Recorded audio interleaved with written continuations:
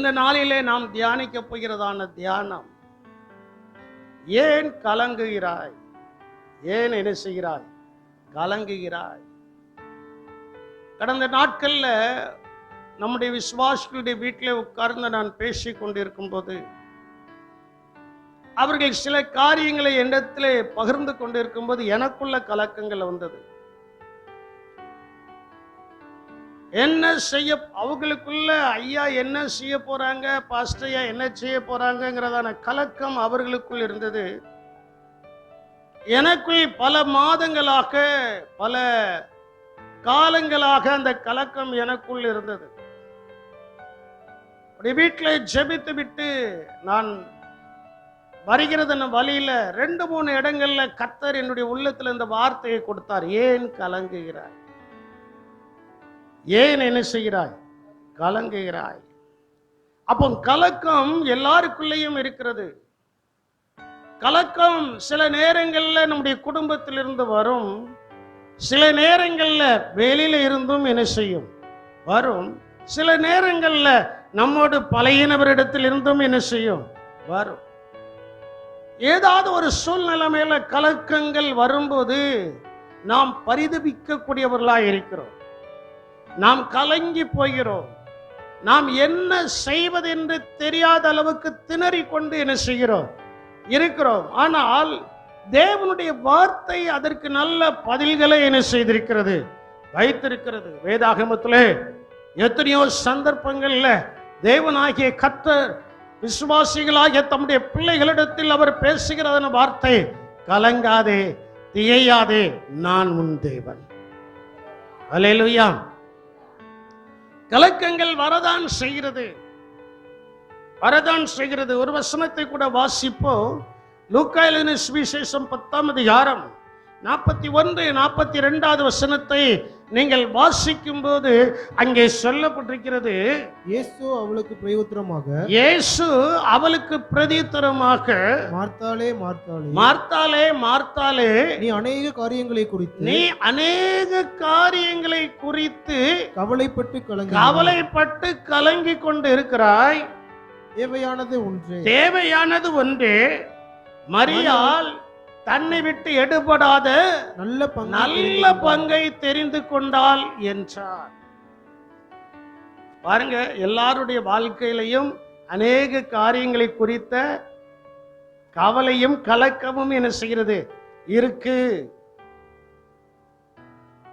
நானும் பாஸ்டரும் வாகனத்தில் வரும்போது இந்த வசனம் அவங்க வீட்டில் பேசிட்டு ஜெபம் பண்ணிட்டு வரும்போது இந்த வசனம் எனக்குள்ளே கிரியை செய்தது. அநேக காரியங்களை குறித்து கலக்கம். எத்தனை காரியங்களை குறித்து இருக்கு? எப்படி நான் சொல்றது உண்மையா பொய்யா? எல்லாருடைய வாழ்க்கையிலையும் அநேக காரியங்களை குறித்ததான கவலைகள் கலக்கங்கள் இருக்கதான் செய்கிறது. அந்த அநேக காரியங்களை குறித்து இருக்கிறதான கவலைகள் கலக்கங்கள் நீங்க வேண்டும் என்றால் இயேசு அந்த இடத்துல சொல்கிறார், தேவையானது ஒன்று. தேவையானது எத்தனை? கவலை அநேகம், கலக்கம் அநேகம், ஆனால் தேவை எத்தனைதான் சொல்ல மாட்டேங்களே. தேவையானது ஒன்றே. மரியாள் தன்னை விட்டு எடுபடாத நல்ல பங்கை அவள் தெரிந்து கொண்டாள். அல்லேலூயா.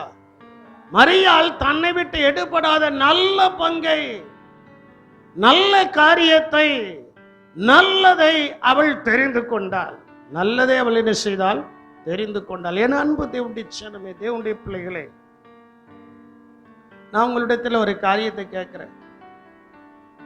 என்னையும் சேர்த்துதான் நம்முடைய உள்ளத்துல டெய்லி அநேக கலக்கங்கள் இருக்கா இல்லையா?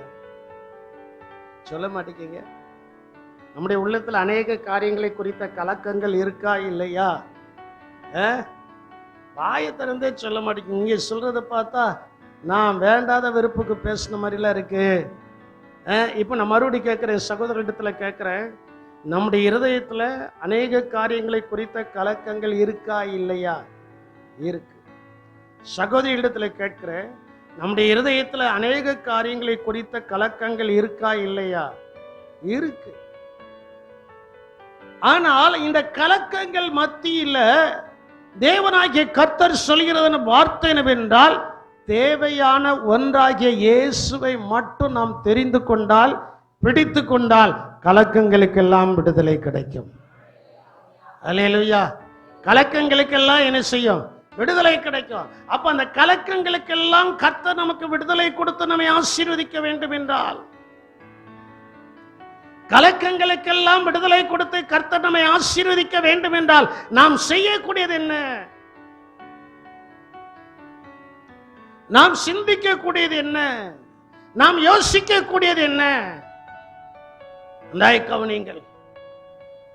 அங்க பேசுறவங்க பேசட்டுமே, உங்களுக்கு எதுக்கு அந்த பார்வை? இங்க பாருங்க, என்னைய பாருங்க. ஸ்தோத்திரம். அநேக காரியங்களை குறித்து கவலை இருக்கட்டுமே, அநேக காரியங்களை குறித்து கலக்கம் இருக்கட்டுமே, நாம் இயேசுவை மட்டும் இறுக பிடித்து கொண்டால் ஆண்டவர் நமக்கு விடுதலையை கொடுக்கிறார். அல்லேலூயா. சில நேரங்களில் சொப்பனை நமக்கு கலக்கத்தை கொண்டு வரும். சொப்பனை நமக்கு என்னது கொண்டு வரும்? சொல்ல மாட்டேங்களே. கலக்கத்தை என்ன செய்யும்? கொண்டு வரும். சொப்பனம் கலக்கத்தை கொண்டு வரும். வேதாகமத்தில் 2 காரியத்தை உங்களுக்கு நான் சொல்கிறேன். ஒன்று, சிறைச்சாலையில பானபாத்திரக்காரனும் சுயம்பாகியும் 2 பேரும் அடைக்கப்பட்டிருக்கிறார்கள். அவ்வளவு நாள் அவர்கள் நன்றாய்தான் இருந்தார்கள். அவ்வளவு நாளும் அவர்கள் நன்றாய்தான் என்ன செய்தார்கள்? இருந்தார்கள். நன்றாய் இருந்த அவர்கள் ஒரு நாள் காலையில் எழுந்திருக்கும் போது யோசேப்பு அவர்களை பார்த்து கேட்கிறான், நீங்க ரொம்ப கலங்கி போய் இருக்கீங்களே, காரணம் என்னன்னா, நாங்க சொப்பனம் கண்டோம். நாங்க என்னது கண்டோம்? வாசிங்கலாம். ஆதியாகமம் 40ஆம் அதிகாரம் 6வது வசனத்தை நீங்கள் வாசிக்கும் போது அங்கே சொல்லப்பட்டிருக்கிறது, காலமே யோசேப்பு அவர்களிடத்தில் போய் அவர்களை பார்க்கும்போது அவர்கள் கலங்கி இருந்தார்கள். கலக்கம் எப்பொழுது வந்துச்சு? கலக்கம் எப்போது வந்துச்சு? காலமே. காலையிலேயே விரும்பத்தகாத ஒரு காரியம் நமக்கு முன்னால வந்து நிற்கிறதுன்னு வச்சுடுங்களா, அந்த நாள் முழுவதும் எப்படி இருக்கும்? நல்லா இருக்குமா? கொஞ்சம் யோசித்து பாருங்க. இப்ப இவங்க 2 பேரும் காலமே யோசேப்பு எழும்பி, ஏன்னா அந்த சிறைச்சாலையில யோசேப்பு ஒரு விசாரணைக்காரனா இருக்கிறார். அங்கே வருகிற எல்லாரையும் அந்த சிறைச்சாலை தலைவன் வந்து யோசேப்பினிடத்தில் என்ன செய்கிறான்? ஒப்புவிக்கிறான். யோசேப்பு காலையில் எழும்பி எல்லாரையும் பார்க்கிறான். ஆனா இவங்க 2 பேருடைய முகம் மட்டும் எப்படி இருக்கு? எப்படி இருக்கு? சில நேரங்களில் நம்முடைய வீட்லையும் நமக்கு முகம் சில நேரத்தில் வித்தியாசம் இருக்கும்போது நம்முடையவர்களும் கேட்டிருக்கிறாங்க, முகம் சரியில்லையே. கேட்டிருக்காங்களா? கேட்கலையா? அனுபவ ரீதியா வாங்க. கேட்டிருக்காங்களா? கேட்கலையா? கேட்டிருக்காங்க. முகம் சரியில்லையே, முகம் சரியில்லையே. காலையில பார்க்கும்போது முகம் சரியில்லை. முகம் சரியில்லை அப்படிங்கிறத கண்ட உடனே 8வது வசனத்துல நீங்க வாசிக்கும் போது அவர்கள் சொல்கிறதன பதில் அங்கே இருக்கிறது. அதற்கு அவர்கள் சொப்பனம் கண்டோ அதற்கு அர்த்தம் சொல்லுகிறவன் ஒருவனும் இல்லை. பாருங்க, அவங்க சொல்றதான காரியம் இவங்களுக்கு எதனால கலக்கம் வந்துச்சா? எதனால கலக்கம் வந்துச்சா? சொப்பனம். நமக்கும் நம்முடைய குடும்பத்துல சில நேரத்துல நம்ம நல்லா தூங்குவோம். தூங்கும்போது திடீர்னு ஒரு சொப்பனம் வந்து நம்மளை என்ன செஞ்சிடும்? வரலையே அப்படி ஒன்றும். நாங்களாம் இன்பமா தூங்குதோம் பாஸ்டர், உங்களுக்கு என்ன தெரியும்? எனக்கெல்லாம் சில நேரத்துல அப்படி சொப்பனம் வந்திருக்கு. சொப்பனம் கலக்கத்தை உண்டு பண்ணுகிறதான சொப்பனங்கள் இருக்கிறது. நல்ல தரிசனங்களையும் நல்ல சொப்பனத்தையும் ஆண்டவர் கொடுக்கும் போது ஏதோ ஒரு இடத்துல கலக்கங்கள் என்ன செய்கிறது? ஏற்படுகிறது. சொப்பன கண்டோம் என்று சொன்னார்கள். அவன் சொல்ற அதற்கு அர்த்தம் சொல்லுறதுக்கு ஆட்கள் இல்லை. யோசிப்ப சொல்றா, அதை ஏன்ட்ட சொல்லுங்க, நான் உங்களுக்கு சொல்லுது சொன்னா அந்த சொப்பனத்துக்கு அர்த்தத்தை சொன்ன உடனே அந்த சொப்பனத்தின் அர்த்தத்தின்படி யாரும் அங்கே என்ன செய்கிறது? நிறைவேறுகிறதா என்ன செய்கிறது? காணப்படுகிறது. நிறைவேறுகிறதா என்ன செய்கிறது, காணப்படுகிறது. சொப்பனத்தினுடைய அர்த்தம் அந்த பானபாத்திரக்காரன் மறுபடியும் உயர்ந்த நிலைமைக்கு போகிறதை இங்கே பார்க்கிறோம். சில நேரங்கள்ல சொப்பனத்தினால நமக்கு என்னது வருது? இது வேற யாருனாலும் வருதா? வேற யார் மூலம்? குடும்பத்தில் இருக்க வேற யார்கிட்டத்திலிருந்து வருகிறதா? இல்லை, நமக்கே நம்முடைய ஆவியில ஒரு அந்த இப்படி சொப்பனங்களால கலக்கங்கள் வரும்போது என்ன நடக்குமா? தானியேல் 2ஆம் அதிகாரம் 1வது வசனத்துல நீங்கள் வாசிக்கும் போது அங்கே சொல்லப்பட்டிருக்கிறது, நேபுகாத்நேச்சார் ராஜ்யபாரம் பண்ணும் 2ஆம் வருஷத்துல நேபுகாத்நேச்சார் சொப்பனங்களை கண்டான். 2வது வருஷத்துல அவன் ஆளுகை செய்கிற 2வது வருஷத்துல ஒரு சொப்பனத்தை காண்கிறான். அதனால் ஒன்று சொப்பனத்தை கண்டா, கலக்கமான சொப்பனத்தை கண்ட ஆவி என்ன செய்தா? சிலருக்கு ரசம் சாப்பிடும்போது மேல் டாக்கில் ஊற்றினா தான் பிடிக்கும். சிலருக்கு ரசம் அடியில் இருக்கிற மண்டின்னு சேர்த்து என்ன செய்யணும். அப்படி நான் நிறைய பேர் சாப்பிட்றத பார்த்துருக்கேன்ல. ஆனால் இங்கே சொல்லப்பட்டிருக்கிறது, அந்த அந்த தெளிவான காரியம் என்பது நல்ல சொப்பனம். இந்த நேபுகாத்நேச்சாருக்கு ஒரு சொப்பனம் வந்ததுனால அவனுடைய ஆவி என்ன செய்கிறது? ஆவியில கலக்கம். இவனுக்கு எதுல கலக்கம் வருது? ஆவியில கலக்கம். 2வது அவனுடைய நித்திரை என்ன செய்தது? சொப்பனம் வந்துட்டுனாலே, சரியில்லாத சொப்பனம் வந்துச்சுனாலே நித்திரை என்ன செஞ்சிடும்? அதுக்கப்புறம் என்ன செய்ய முடியாது? தூங்க முடியாது. எப்படி நான் சொல்றது உண்மையா பொய்யா? அதுக்கப்புறம் கொஞ்ச நேரம் இப்படி படுத்தாலும் அப்படி படுத்தாலும் எப்படி படுத்தாலும் ஏசியில படுத்தாலும் தூசியில படுத்தாலும் அங்க என்னது வராது? தூக்கம் என்ன செய்யாது? கொஞ்ச நேரத்துக்கு வரவே வராது. அங்க ஆவியில கலக்கம்.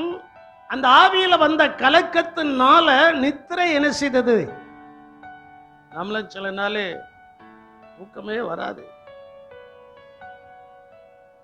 காலையில் எழும்பின உடனே முதல்ல சொல்வேன், ஏமா இன்னைக்கு நல்லாவே தூங்கல. அது எப்போ இந்த தூக்கம்லாம் கலையும் தெரியுமா? எங்கேயாவது காலையில் எழும்பி காரை எடுத்துட்டு போக வேண்டியது இருக்கும் பாருங்க, அன்னைக்கு தான் அந்த தூக்கம் என்ன செய்யும்? கலைய. நிம்மதியா தூங்கியாச்சுன்னா வண்டி நல்லா என்ன செய்யலாம்? ஓட்டலாம். தூக்கம் நைட்ல இல்ல, அது கலைந்து விட்டது என்று சொன்னால் காலையில வாகனங்களை ஓட்ட முடியுமா? அதுல நிறைய கலக்கங்கள் வரும். ஆனாலும் தேவனாகிய கர்த்தர் அந்த கலக்கங்களை நீக்கும்படி பரிசுத்தவான்களை கர்த்தர் நமக்கு கொடுத்திருக்கிறார். அந்த பரிசுத்தவான்களிடத்தில் போகும்போது அந்த கலக்கங்கள் மாறுகிறதா இருக்கிறது. கலக்கங்கள் மாறுகிறதா என்ன செய்கிறது? இருக்கிறது. இப்போ ஒரு முக்கியமான காரியத்தை சொல்ல போறேன். கலக்கங்கள் பரிசுத்தவான்களுக்கு எதனால வரும்னா, ஆளுகை செய்கிறவர்கள் தேவையில்லாத சட்டங்களை போடும்போது பரிசுத்தவான்களுக்கு என்னது வரும்? நான் பாயிண்ட்டுக்கு இப்போ தான் வரேன். எலெக்ஷன் முடிந்து விட்டது தமிழ்நாட்டில். இன்னும் மற்ற மாநிலங்களுக்காக நான் ஒழுங்காய் ஜெர்மனி ஒரு மாற்றத்தை ஏற்படுத்தவில்லை என்றால் நமக்கு விரோதமான ஒரு சட்டம் வரதான் போகுது. அதில் நாம் கலங்க தான் போகிறோம். புரியலையோ? ஆனால் கலக்குவார்கள், கலங்கினவர்கள் கலங்கி போவார்களே தவிர நம்மோடு கர்த்தர் இருந்து நமக்கு ஜெயத்தை கொடுப்பார். அல்லேலூயா. நமக்கு கர்த்தர் ஜெயத்தை என்ன செய்வார்? கொடுப்பார். வாசியுங்கள், எஸ்தர்கள் சரித்திர புஸ்தகம் 3ஆம் அதிகாரம் 13வது வசனத்தில் இருந்து நீங்கள் வாசிக்கும் போது, அங்கே நிதானமாய் நீங்கள் வாசிக்கும் போது அங்கு சொல்லப்பட்டிருக்கிறது. அந்த 3ஆம் அதிகாரம் 1வது வசனத்திலிருந்தே நீங்கள் வீட்டில் போய் வாசித்து பாருங்க. இந்த ஆமானுக்கு யார் மேல மட்டும் கைப்படுவது அவனுக்கு விருப்பம் இல்லை. மொர்தெக்காயின் மேல மட்டும் கைப்படுவது விருப்பம் இல்லை. மொர்தெக்காய் யார் என்பதை அறிந்திருந்தான். சரி, 13வது வசனத்தை வாசிக்க கேட்போம். 12ஆம் மாதம் 13ஆம் தேதி ஆகிய ஒரே நாளிலே பெரியோர் சகல யூதரையும் அழித்து கொன்று நிர்மூலமாக்கவும் அவர்களை கொள்ளையிடவும், அப்போதும் அவர்களை கொள்ளையிட, அவரை அழித்து தீர யாரெல்லாம்? சிறியோர், பெரியோர், குழந்தைகள், ஸ்திரீகள். அவர்கள் எல்லாரும் யாரு? எல்லாரும் யாரு? அவர்கள் எல்லாம் கிறிஸ்தவர்கள். அவர்கள் எல்லாரும் யாரு? இப்போ அந்த சூசான் அரண்மனை எப்படி இருக்கிறது? கலங்கி போயிருக்கிறது.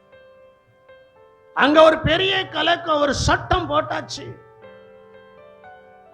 ஆனால் அங்கே நமக்காக அந்த சூசான் அரண்மனையிலே அங்க ஒரு ஆளை கர்த்தர் வச்சிருக்கிறார என்பது யாருக்கு தெரியல? ஆகானுக்கு தெரியல. ஆமானுக்கு என்ன செய்யல? தெரியல. சட்டங்கள் போட்டாச்சு. சட்டங்கள் போட்ட பிறகு அங்க என்ன நடக்கு? கொஞ்சம் நீங்க சிந்திச்சு பாருங்க, யோசித்து பாருங்க.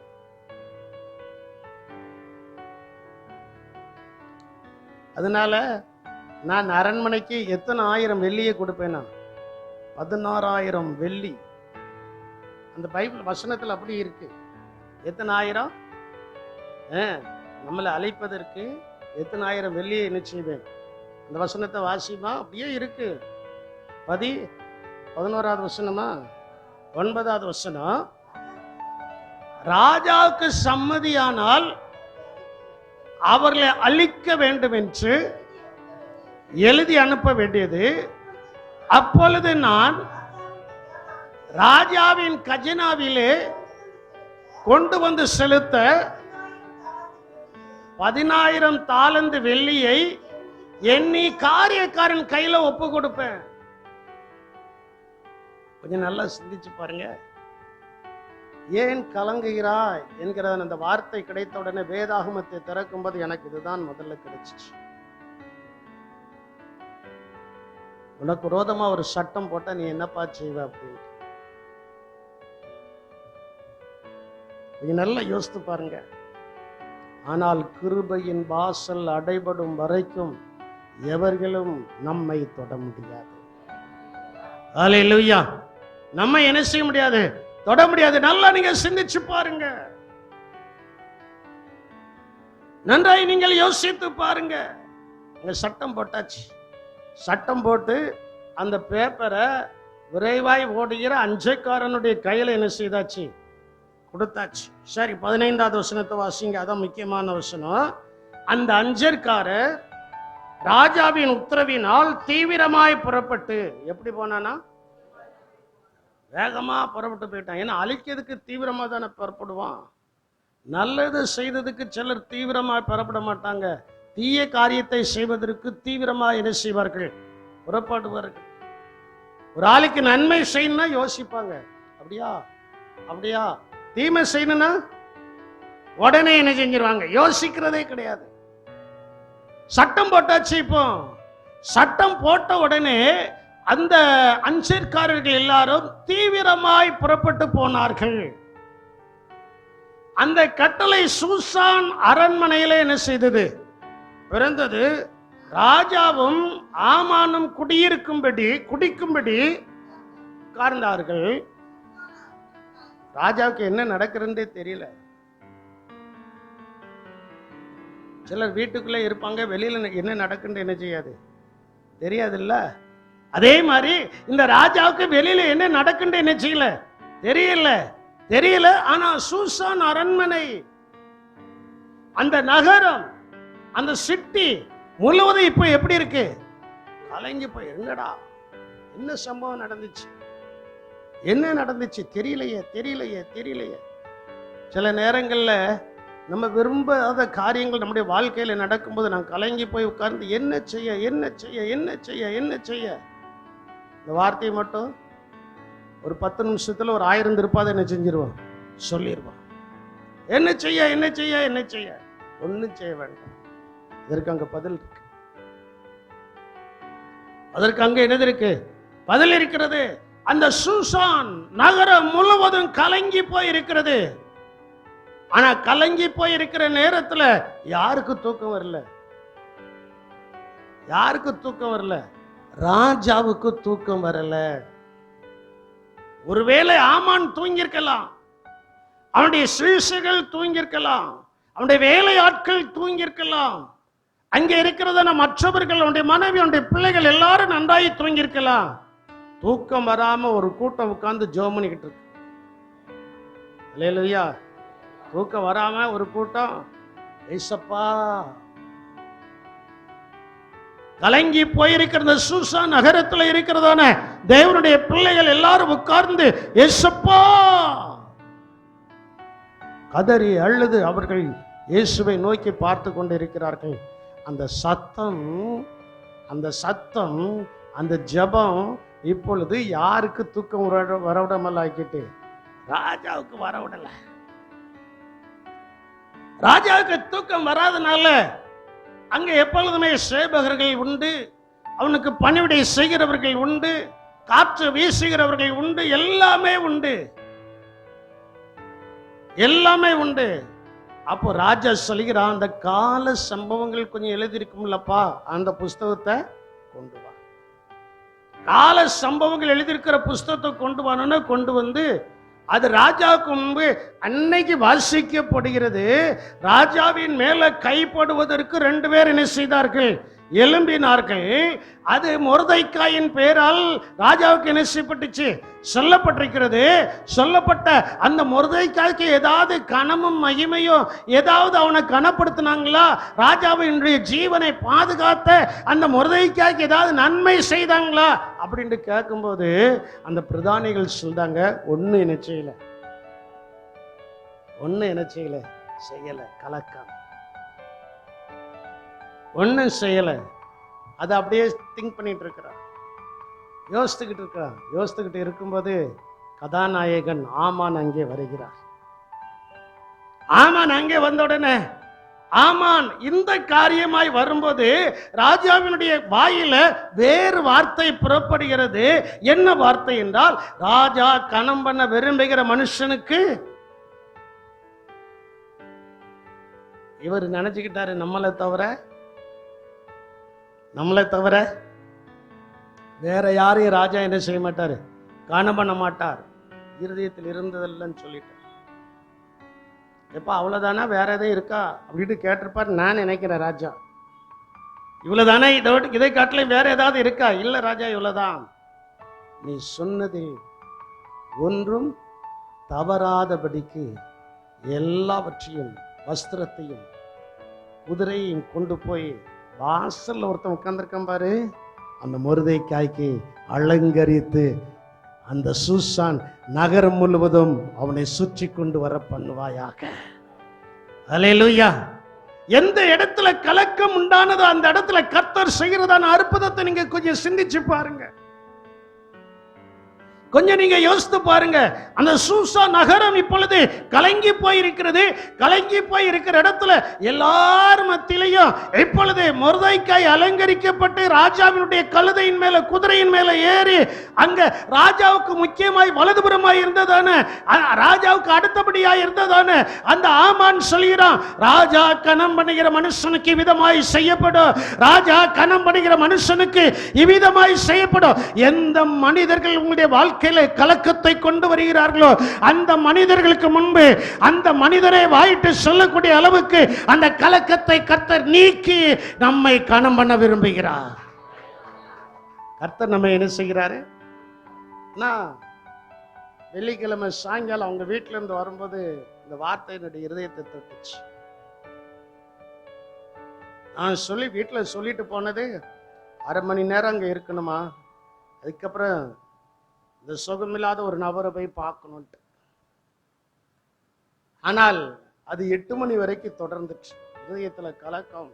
அவர்களும் எங்களுடைய முகத்தை பார்க்கிறார்கள், நானும் அவர்களுடைய முகத்தை பார்க்கிறேன். என்ன செய்ய போறாங்க ஐயா, என்ன செய்ய போறாங்கிற வார்த்தை வரும்போது, பாலத்துல பாதி வரும்போது, ஏன் கலங்குகிறாய், ஏன் என்ன செய்கிறாய், கலங்குகிறாய். அந்த கலக்கத்தை கொண்டு வந்த ஆமான் என்ன செய்வதென்றே தெரியாமல் போய்விட்டது.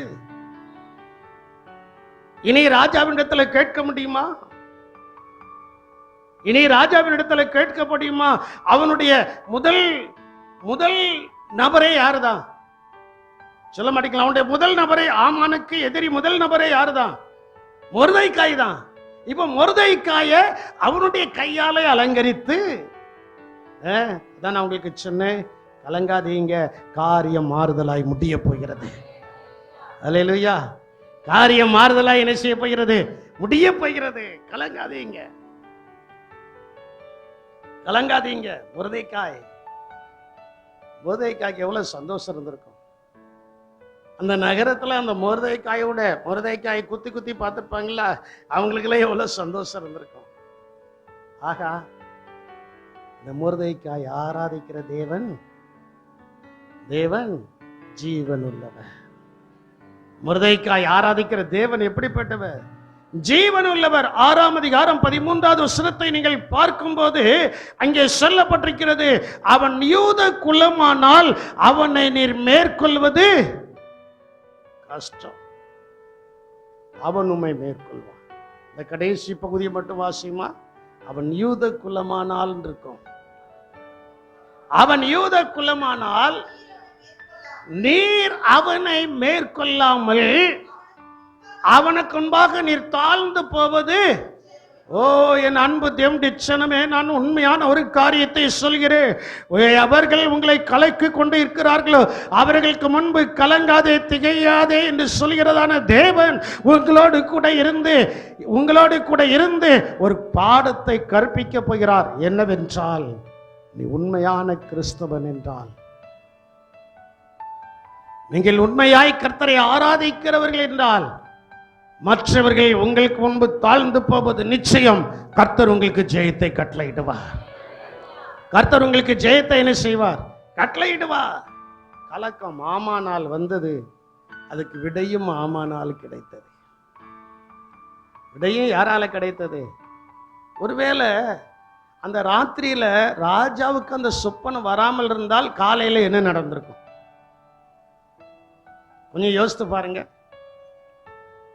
அவ்வளவு நாள் ராஜாவை காப்பாத்தினா, அவனுக்கு நன்மை செய்யப்படல. அவ்வளவு நாள் நன்மை செய்யப்படாம இந்த தூக்கத்தை கலைத்து தேவன் நன்மை செய்வதற்கு ஒரு நேரத்தை குறித்து வைத்த நேரத்தில் அந்த நன்மையை செய்கிறார். அந்த நேரத்தில் ராஜாவுக்கு தூக்கம் வராம அல்லட்டா எப்படி சொல்றாரு? ராஜா நல்லா தூங்கி காலையில எழுந்திருக்கும் போது இந்த ஆமான் வந்து நின்றிருந்தா என்ன நடந்திருக்கும்? அதே போல சில நேரங்களில் சத்துருக்களினால் உங்களுக்கு கலக்கங்கள் வரும்போது நீங்கள் தூங்காமல் இருக்கிறீர்கள். ஆனால் உங்களுடைய பாதுகாக்கிறதான தேவன் சொல்கிறார், இதோ இஸ்ரவேலை காக்கிறவர் உறங்குகிறதும் இல்லை தூங்குகிறதும் இல்லை என்று சொல்லி அவர் நமக்கு பாதுகாவலராய் நம்மோடு கூட இருக்கிறபடியினால் அதனால தான் அவர் சொல்கிறார், நீ கலங்காத. அதனால தான் அவர் சொல்கிறார், நீ என்ன செய்யாத, கலங்காத. ஆண்டவர் உங்களோடு கூட என்ன செய்கிறாரு? இருக்கிறார். வாழ்வில் கலக்கங்கள் உண்டாக காரணம் சொப்பனம். ஒன்னு சொப்பனம், இரண்டாவது கசப்பான வேர்.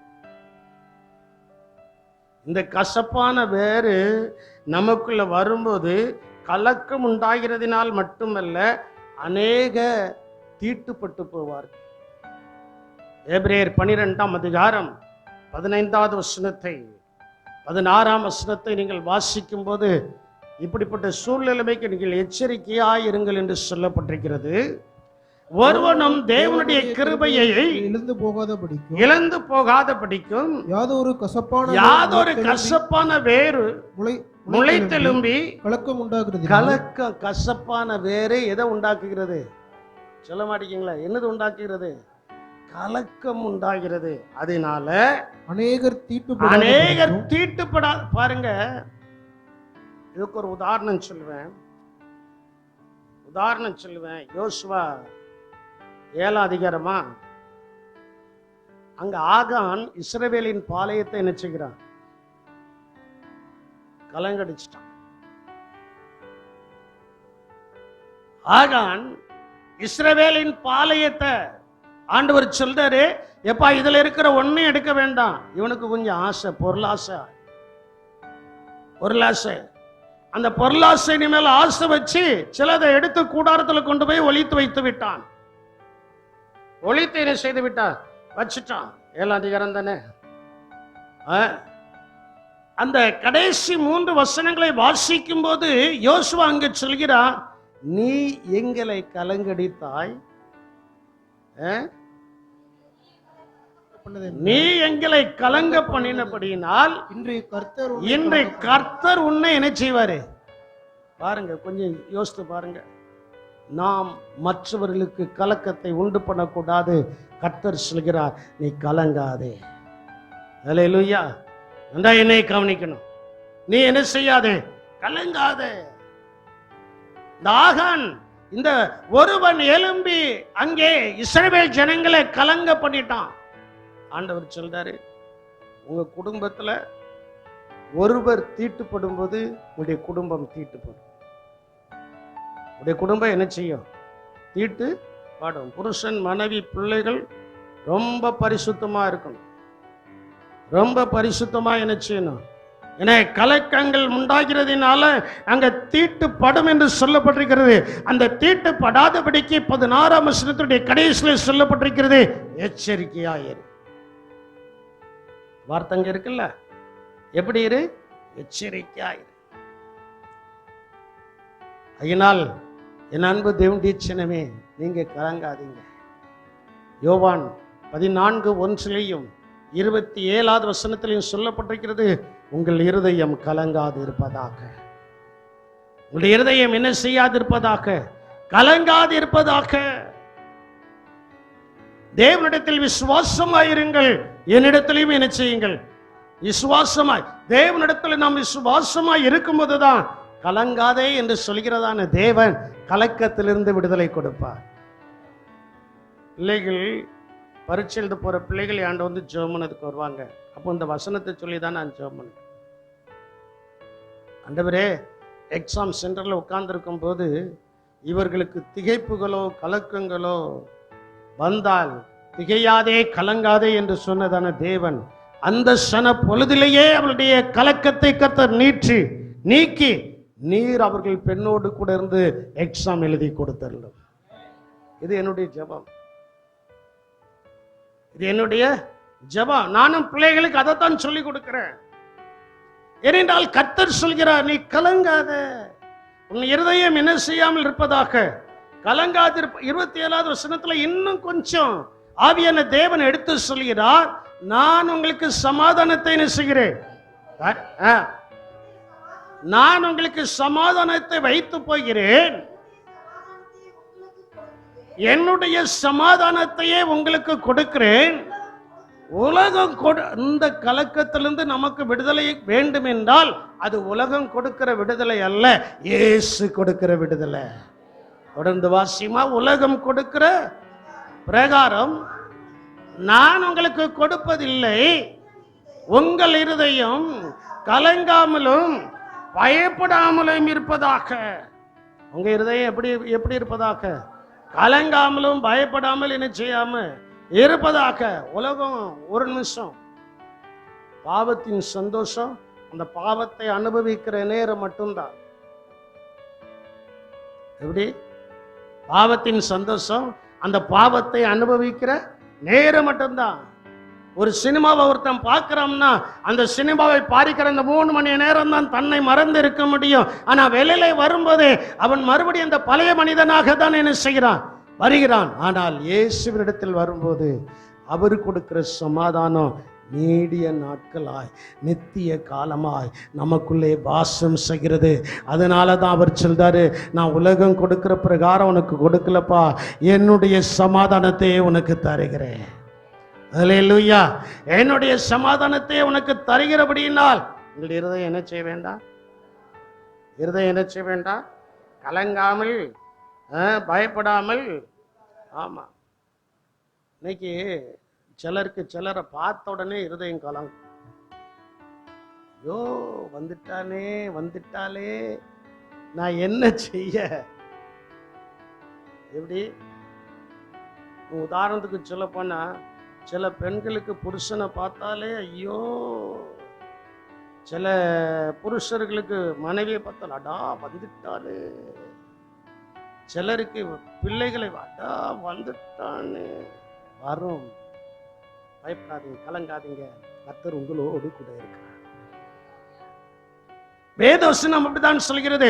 உபாகமத்தின் புஸ்தகம் 20ஆம் அதிகாரம் 3வது வசனத்தை நீங்கள் வாசிக்கும் போது, உங்களுடைய சத்துருக்களை நீங்க பார்க்கீங்களா? கலங்காதீங்க. சத்துருக்களை நீங்க பார்க்கும்போது நீங்க கலங்க வேண்டிய அவசியம் இல்லை. கர்த்தர் உங்களோடு கூட என்ன செய்கிறார் இருக்கிறார். வாசியுங்கள். இஸ்ரவேலரே கேளுங்கள், இன்று உங்கள் சத்துருக்களுடன் யுத்தம் செய்ய போகிறீர்கள். உங்கள் இருதயம் என்ன செய்ய வேண்டாம்.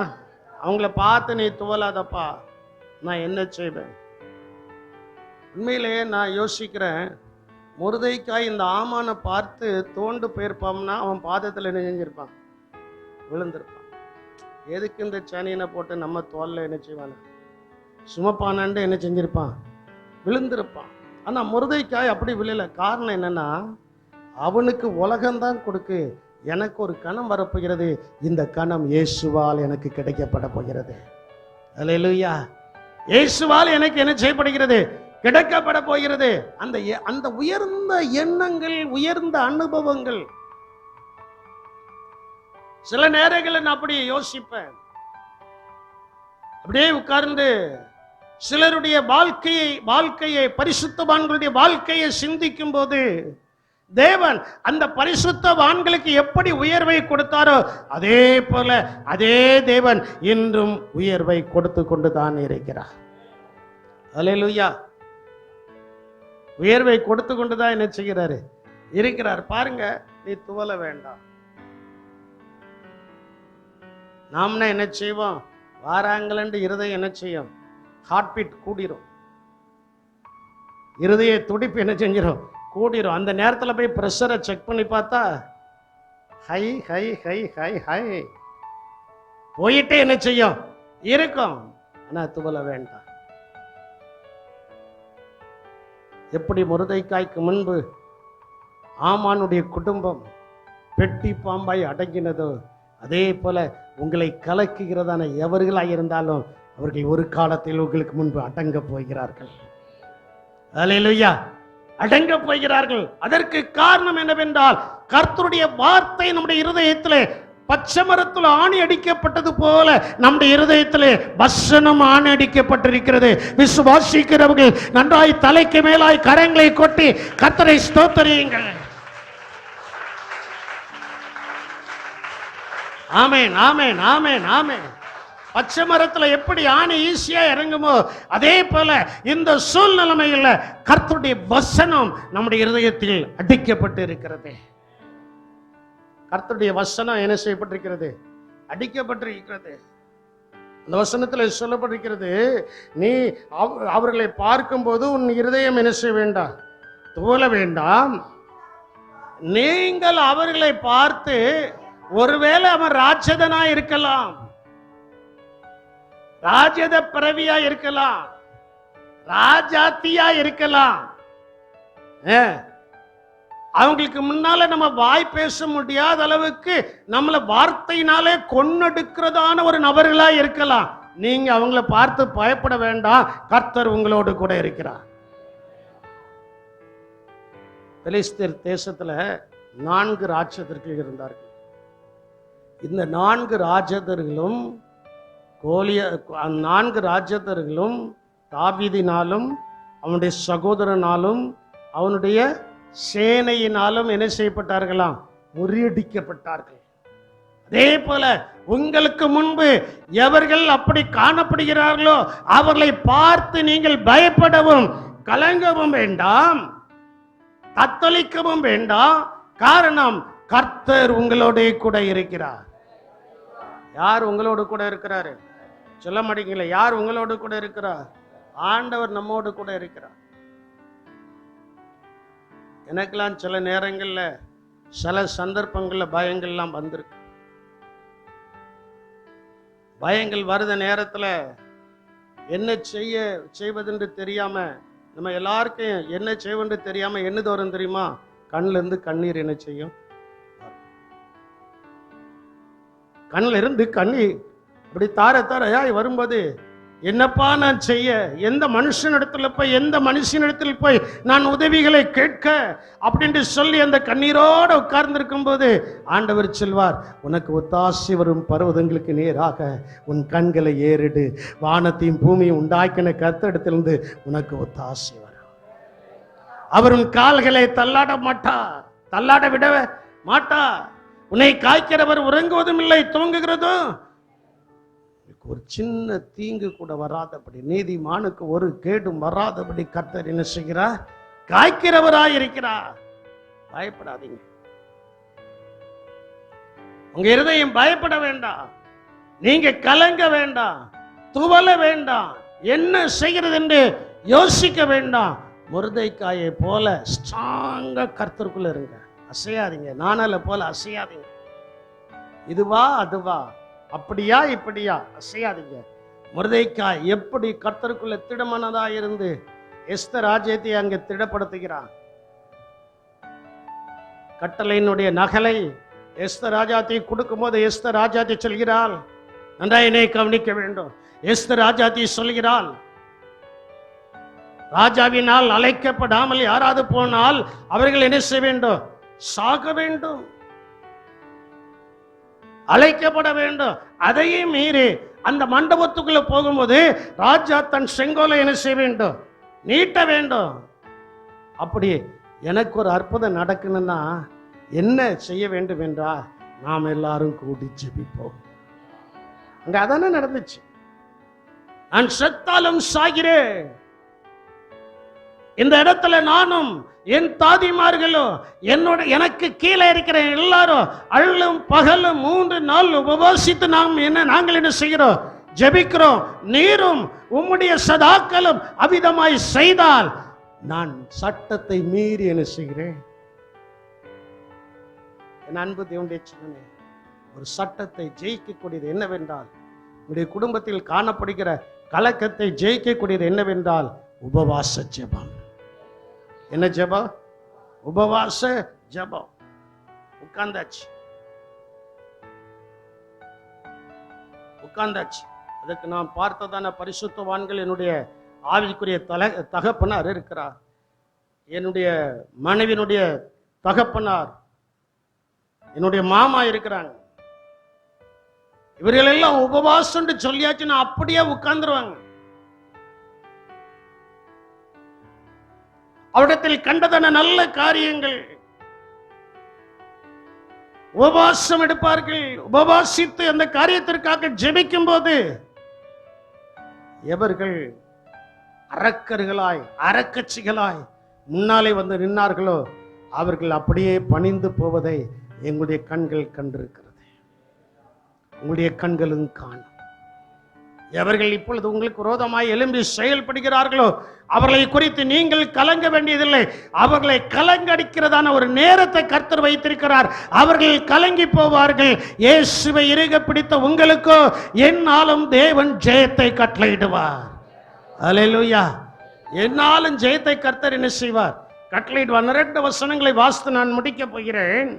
தேவனாகிய கர்த்தர் நம்முடைய கலக்கத்தில் இருந்து அதன் நடுவில் கலங்காதே, உன்னை தத்தளிக்க பண்ணுகிறவர்கள் நடுவில் நீ சுகித்திருப்பாய். யார் நம்மளை கலங்கடிக்க நினைக்கிறாங்களோ அவங்க மத்தியில ஆண்டவர் நம்மளை சுகத்தோடு வைக்க போறார். அல்லேலூயா. எப்படி வைக்க போறாரா? வாசிங்க. எரேமியா 30ஆம் அதிகாரம் 10வது வசனத்தை நீங்கள் வாசிக்கும் போது, ஆகையால் என் தாசனாகிய யாக்கோபே நீ பயப்படாத, இஸ்ரவேலே கலங்காது என்று கர்த்தர் சொல்கிறார். இதோ நான் உன்னை தூரத்திலும் உன் சந்ததியை தங்கள் சிறையிருப்பின் தேசத்திலும் இராதபடிக்கு ரட்சிப்பேன். யாக்கோபு திரும்பி வந்து அமர்ந்து சுகித்திருப்பான். அவனை தத்தளிக்க பண்ணுகிறவன் இல்லை, அவனை கலங்க பண்ணுகிறவன் இல்லை. ஆங்கில வேதாகமத்தில் வாசித்து பாருங்க. அவன் திரும்பி வந்து அமர்ந்து எப்படி இருப்பானா? சுகித்திருப்பான், சுகமாயிருப்பான். அவனை தத்தளிக்க பணிகிறவன் இல்ல. அதனால்தான் பாடணும், கலங்கலப்பா நாங்கள் கலங்கலப்பா. ஸ்தோத்திரமே அப்பா, ஸ்தோத்திரமே. கலங்கலப்பா நாங்கள் கலங்கலப்பா. தேவன் இந்த வாகனத்தில் வரும்போது என்னுடைய உள்ளத்தில் அந்த வார்த்தையை கொடுக்கும்போது இந்த பாடலை நான் பாடினேன். நீர் எல்லாத்தையும் பார்த்துக் கொள்வேன் என்று சொல்லியிருக்கிறேன். யெகோவாயிரே எல்லாமே என்ன செய்வீர். அதனால உமக்கு ஸ்தோத்திரம். நாங்க கலங்க வேண்டிய அவசியம் இல்லை. நான் பிரசங்கம் பண்ணுதேன். சில நேரங்களில் அப்படிப்பட்ட காரியங்கள் எனக்கும் வரதான் செய்து. ஆனா ஆண்டவர் அவ்வப்போது வசனத்தை கொடுத்து தேற்றி கொண்டுதான் என்ன செய்கிறார், இருக்கிறார். கலங்கல. அவன் சுகமாய் அமர்ந்திருந்து சுகித்திருப்பான். அவனை தத்தளிக்க பணிகிறவன் உங்களுடன் பிறந்தவர்கள், உங்களுடைய நண்பர்கள், சிநேகிதர்கள் இதுவரைக்கும் உங்களை கலங்கடித்து கொண்டிருந்தால் அவர்கள் நடுவில் கர்த்தர் உங்களை சுகமாய் அமர்ந்திருக்க பண்ண போகிறார். அப்பொழுது அவர்களுக்கு நீங்கள் சாட்சிகளாய் மாறப் போகிறீர்கள். சாட்சிகளாய் மாறப் போகிறீர்கள். அல்லேலூயா. ஆனா இவைகள் எல்லாம் நம்முடைய வாழ்க்கையில நிறைவேறும் போது, மோசே போய்விட்டார். யோசுவாவுக்கு ஒரு கலக்கம். மோசையே வந்து பாருன்னு சொன்ன ஜனம் இல்ல இது. எப்படி இஸ்ரவேல் ஜனங்கள் மோசையே வந்து பாருன்னு சொன்னதான ஜனங்கள். இந்த அப்படிப்பட்ட ஜனங்களை நான் எப்படி நடத்த முடியும் அப்படிங்கிற சிந்தையோடு யோசுவா அந்த சார்ஜை எடுக்கும்போது, அந்த பொறுப்பை எடுக்கும்போது கர்த்தர் அவனோடு கூட இடைப்பட ஆரம்பிக்கிறார். வாசிங்கள், யோசுவா 1:9 சொல்லப்பட்டிருக்கிறது, நான் உனக்கு கட்டளையிடவில்லையா, பலங்கொண்டு திடமனதாயிரு. நீ பலங்கொண்டு எப்படி இரு? திடமனதாயிரு, திகையாதே, கலங்காதே. நீ போகும் இடமெல்லாம் உன் தேவனாகிய கர்த்தர். ஒரு அல்லேலூயா சொல்ல மாட்டீங்களா? நீ போகும் இடமெல்லாம் உன் தேவனாகிய கர்த்தர் உன்னோட கூட என்ன செய்கிறார்?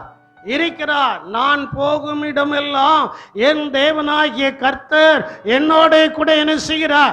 இருக்கிறார். ஆகையினால நான் கலங்க வேண்டிய அவசியம் இல்லை. விசுவாசிக்கிறவர்கள் நல்ல கரங்களை கொட்டி இயேசு என்னோடு கூட இருக்கிறார் என்று விசுவாசிக்கிறவர்கள் கலக்கத்திலிருந்து கர்த்தர் உங்களுக்கு விடுதலையை கொடுக்கும்படியாக. ஆமென், ஆமென்.